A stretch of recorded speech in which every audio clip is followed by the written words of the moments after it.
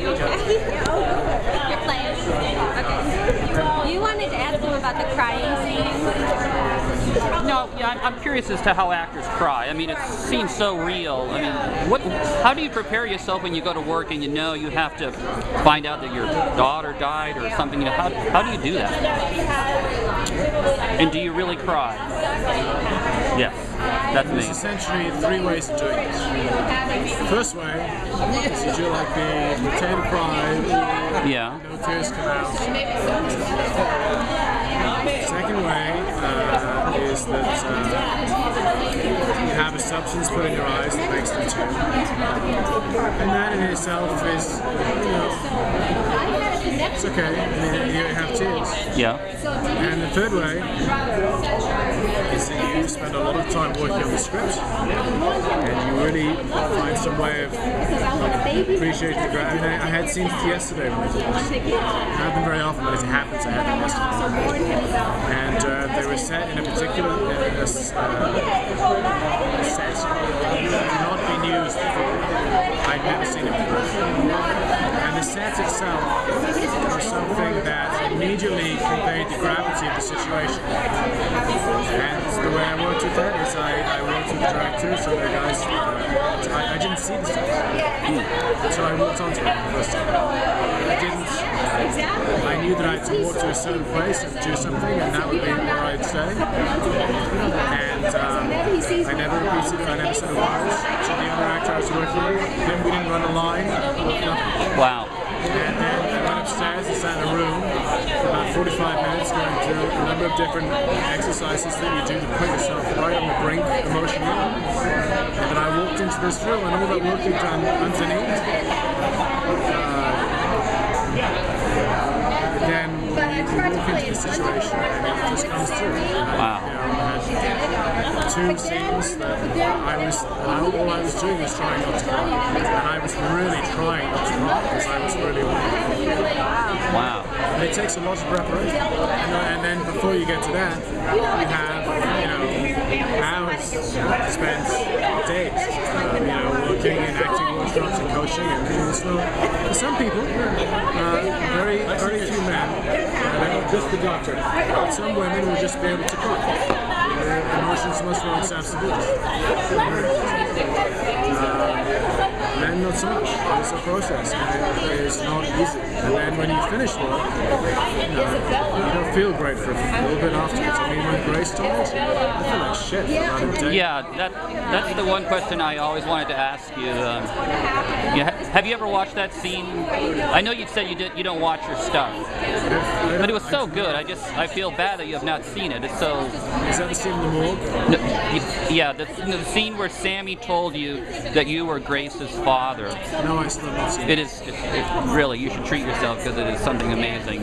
When you were shaking, I could watch that scene right now and I would probably tear up. It's that powerful. Well, that scene was something that I spent just on those 4 scenes. I think I spent at least 4 or 5 hours with an acting coach working on those before I went to show. And Allison was also, not taking anything away from her, she was very good in that scene too. It was amazing. The whole story. Yeah. So you got a brother now. I have a brother. Yes, you have a brother. Are you happy about that? I am. I mean, I think I am personally as James, and it's great to have another Tamara in the fold. I think it'll mix things up a bit, and I'm all for that.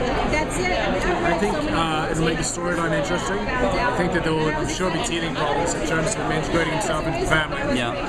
And EJ probably, and I don't know this, but EJ probably won't take to him very well.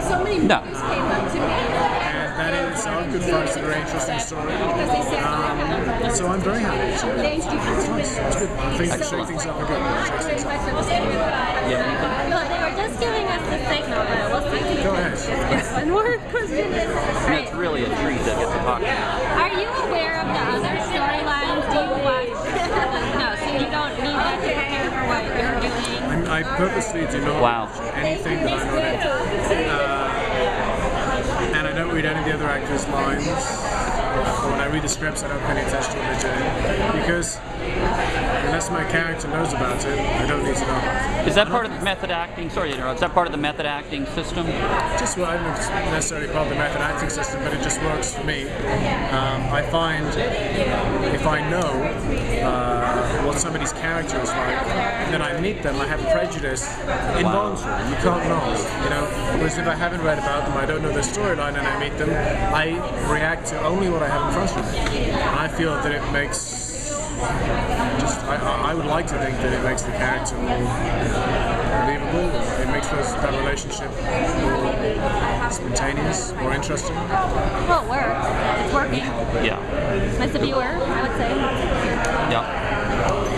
Do we have time for one more? Well, I think that I really like the scenes where him and Sammy were getting frisky and she was like trying to escape. You know, I wonder how the blocking is just so. On the badge, when we were fighting on the badge? When you kissed again for the first time, and she would try to duck under your arm, and you would grab her back in. And in June, when you This was a while ago. Where did scenes There did some. in the Demira living room, like she's coming close to you, and you're kind of You were just dodging. like, you're mine, and I know you're mine, and I'm going to take you because, you know, you just were so confident. But what I'm wondering is, how long do you have to run those lines with Alison Sweeney? I mean, it just doesn't. We don't really have a lot of time. Wow. I'd say that over 30% of the time that you see those scenes on television, the ad version, it's the first time we've ever really run that scene. Wow. But you two prepare a lot. You have to prepare a lot at home. Yeah. I mean, comfortably for every hour I work, I work 2 hours a day. And that's, but that's the way that they work. So you move so fast, and Alison only works 3 days a week now because she's doing the Biggest Loser, so we have so many things to do that we don't have the ability to be able to, like, okay, I got a 20-minute break, let's go and run this, I'm not up for another hour, let's run that. It's very, if we can find that time, we take it. She's very good at doing it if we can find the time. Oftentimes you can't find it. Do you think it's funny that everybody thinks you're such a great family man on the show, yet you're a drug dealer, you know, you're involved in really horrible things, yet everybody thinks DJ, he's such a wonderful family man, he loves his kids, and He does. He does. yeah. You know, I mean, it doesn't. I don't think. I think he's able to separate the two. I mean, there are many things that people do here for a living that are generally regarded as being quite acceptable, but I think could certainly be seen as being morally questionable. And yet, it doesn't necessarily impact how they raise their children because you separate. You do what you do, what you need to do to pay the bills and all that kind of stuff, and then